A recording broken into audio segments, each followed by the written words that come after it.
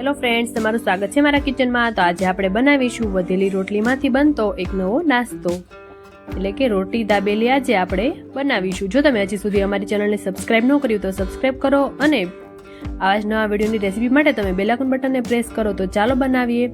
તો તેના માટે મેં અહીંયા એક કડાઈમાં 2 ચમચી જેટલું તેલ લીધેલું છે। તેલ નાખીને આપણે તરત જ બધા મસાલા નાખીશું। 1 ચમચી તૈયાર દાબેલીનો મસાલો, અડધી ચમચી હિંગ, અડધી ચમચી ધાણા જીરું, અડધી ચમચી લાલ મરચું પાવડર, સ્વાદ પ્રમાણે મીઠું, અડધી ચમચી ખાંડ અને 2 થી 3 ચમચી જેટલું પાણી નાખીને આપણે સારી રીતે મિક્સ કરી લઈશું। પાણી આપણે મસાલો નાખીને થોડું તરત જ નાખી દેવાનું કે જેથી બધા મસાલા બળી ન જાય અને સ્વાદ પણ જળવાઈ રહે। હવે સારી રીતે મિક્સ કરી લઈશું।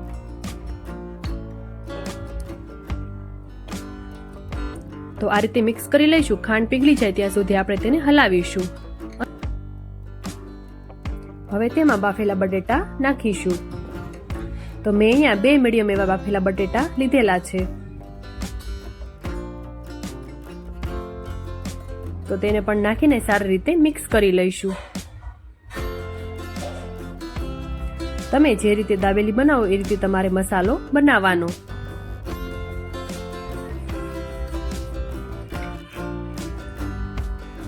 હવે તેને સારી રીતે મિક્સ કરી લઈશું। આ રીતે વધેલી રોટલીમાંથી આવા ઘણા નાસ્તા બની શકે છે। હું આજે રોટી દાબેલી બનાવી રહી છું। આ રીતે મસાલા અને બટેટાને આપણે સારી રીતે મિક્સ કરી લઈશું અને જે બટેટા થોડા આખા રહી ગયા હોય તેને પણ એકદમ આપણે સારી રીતે પ્રેસ કરીને આપણે તેને મિક્સ કરી લઈશું। હવે એક ડીશમાં મસાલો છે તેને આપણે પાથરી દઈશું અને તેના ઉપર આપણે બીજા બધા મસાલા નાખીશું।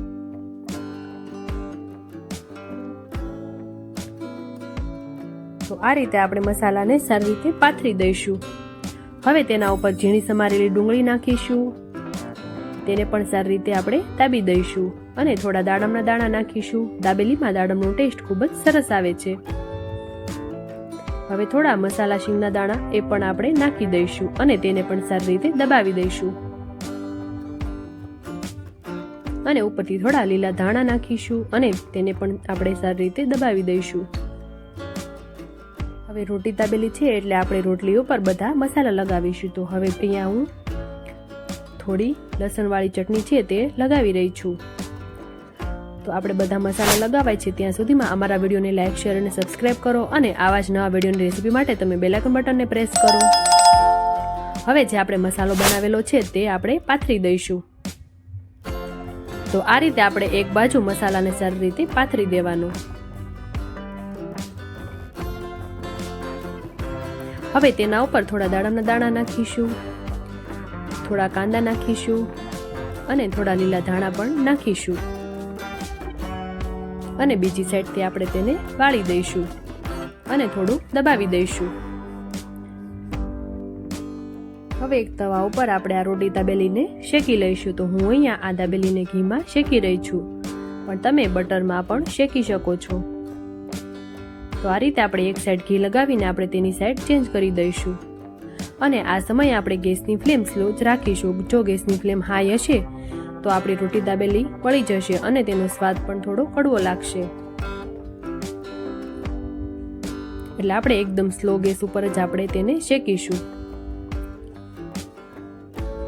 તો ક્રિસ્પી થાય ત્યાં સુધી આપણે તેને શેકી લઈશું। વચ્ચે વચ્ચે આપણે તેને ફેરવતા રહીશું।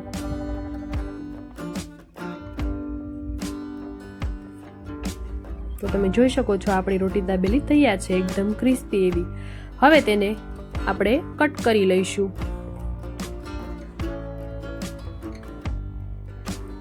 હું અહીંયા ત્રિકોણ શેપમાં કટ કરી રહી છું, પણ તમારે જે શેપમાં કરવી હોય એ શેપમાં કરી શકો છો।